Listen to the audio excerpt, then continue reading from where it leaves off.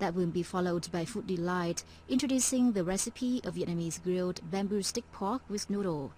Our daily infotainment spot What's On will give you tips on where to go and what to do in Vietnam. We will also reserve 15 minutes for Obla Air, our radio teaching English series. Finally, Bisbee Music Corner will treat you guys to songs written by Justin Timberlake that you might not know. But first, here's the news.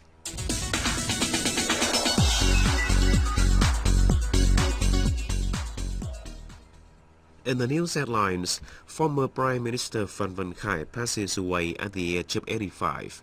Australian businesses are optimistic about the Vietnamese market, and Chinese President Xi Jinping is re-elected for a second 5-year term. Now for the news in detail. Former Politburo member and former Prime Minister Phan Khai passed away at 1:30 a.m. on Saturday in Củ Chi District, Ho Chi Minh City, at the age of 85.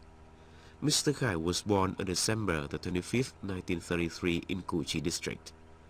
As one of the high-ranking party and state leaders in the first phase of the country's đổi mới or renewal process, Prime Minister Khai was active and determined to build the institution under the spirit of renewal to fully tap the capacity of all economic sectors, especially the private sector, together with opening doors to the world and integrating internationally. The government led by Prime Minister Khai left its marks by the issuance of the business law, the removal of hundreds of licenses, the involvement in many tough talks to negotiate on Vietnam's admission to the World Trade Organization, and more. Lưu Bình Nhưỡng, permanent member of the National Assembly's Committee on Social Affairs, said, Đặc biệt là con người của bác là con người của cái chỉ đạo quyết liệt. Bài học về một người lãnh đạo. Prime Minister Phan Khai is a shining example of a resolute and straightforward leader. He boasts all the qualifications required for a leader: industriousness, thrift, integrity, uprightness, and selflessness.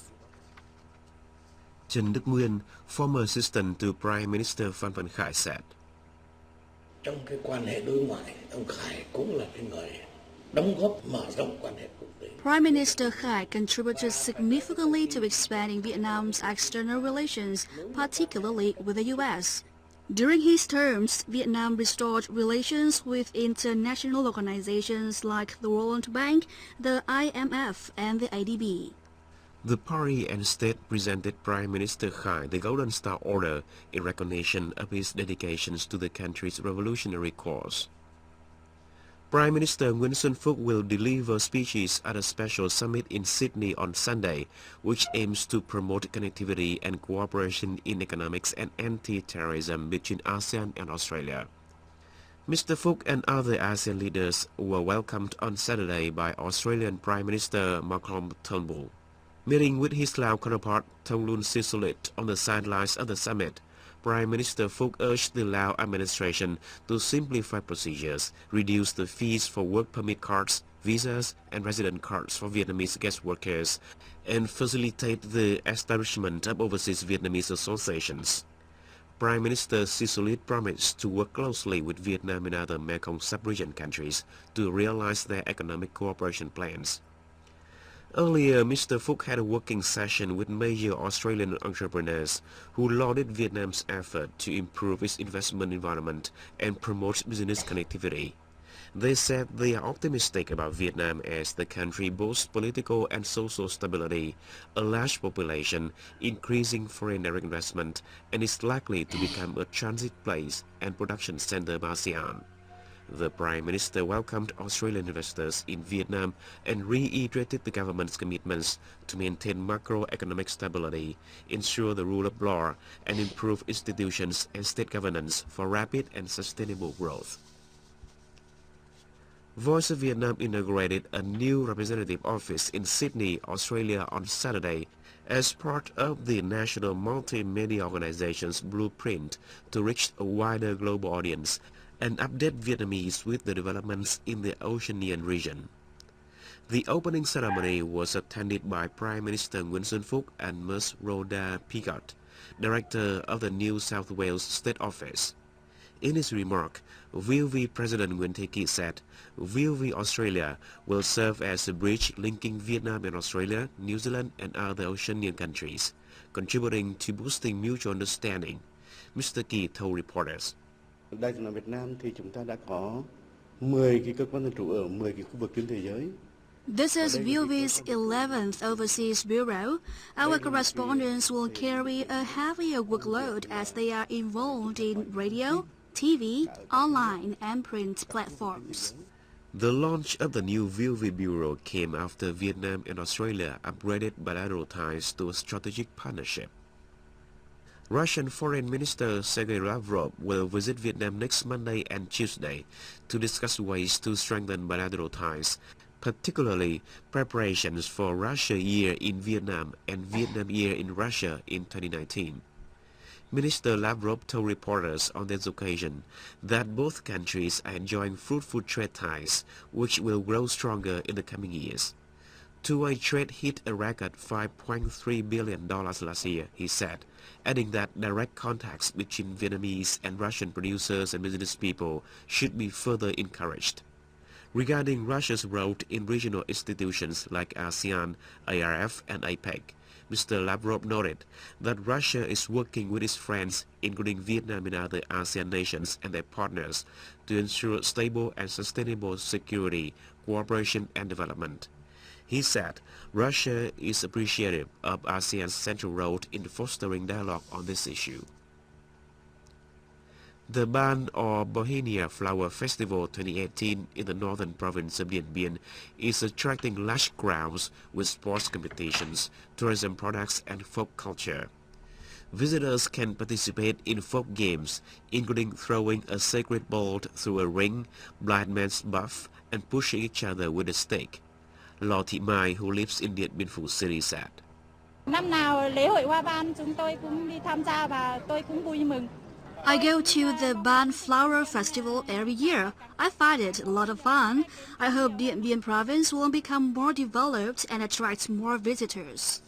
The festival features 75 booths, highlighting tourism products and culture of localities across Vietnam. Ngô Thị Hiếu, director of Bắc Ninh Province's Tourism Promotion Center, said. Cũng mong muốn rằng là thông qua những cái trưng bày ấn phẩm, cái trình diễn di sản như là dân ca. We introduce visitors to Quan Họ folk duet performances and Đông Hồ folk paintings to promote Bắc Ning's tourism potential.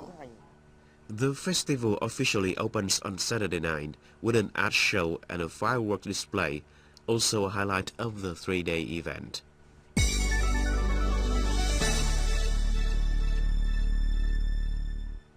Now some world news. Chinese President Xi Jinping was re-elected for a second 5-year tenure on Saturday by China's National People's Congress. Mr. Xi's second term will run until 2023. Mr. Li Dianshu was elected chairman of the National People's Congress. The same day, Chinese lawmakers approved a major cabinet reshuffling plan as part of an effort to improve the government's apparatus. North Korea's foreign minister has attended talks in Stockholm with Sweden's prime minister ahead of a possible meeting between U.S. President Donald Trump and North Korean leader Kim Jong-un. Pyongyang said Ri Yong-ho's trip was for bilateral relations and issues of mutual concern. Sweden has a long history of mediating between Washington and Pyongyang. Mr. Ri also met his Swedish counterpart, Margot Wallström. Sweden's foreign ministry said their discussions would focus on tensions between the two Koreas, Sweden's diplomatic work on behalf of the U.S. in North Korea. President Trump last week accepted direct talks with Mr. Kim, a shock announcement from the two leaders who have traded threats for months. Britain, France and Germany have proposed fresh EU sanctions on Iran over its ballistic missiles and its role in Syria's war, in a bid to persuade Washington to preserve the 2015 nuclear deal with Tehran. The joint paper was sent to European Union capitals on Friday to sound out support for such sanctions, as they could need the support of all 28 EU member governments. The proposal is part of an EU strategy to save the accord signed by world powers that curbs Tehran's ability to develop nuclear weapons, namely by showing U.S. President Donald Trump that there are other ways to counter Iranian power abroad. And now recap of the headlines. Former Prime Minister Phan Khai passes away at the age of 85. Australian businesses are optimistic about the Vietnamese market, and Chinese President Xi Jinping is re-elected for a second 5-year term. And that's the news from Voice of Vietnam.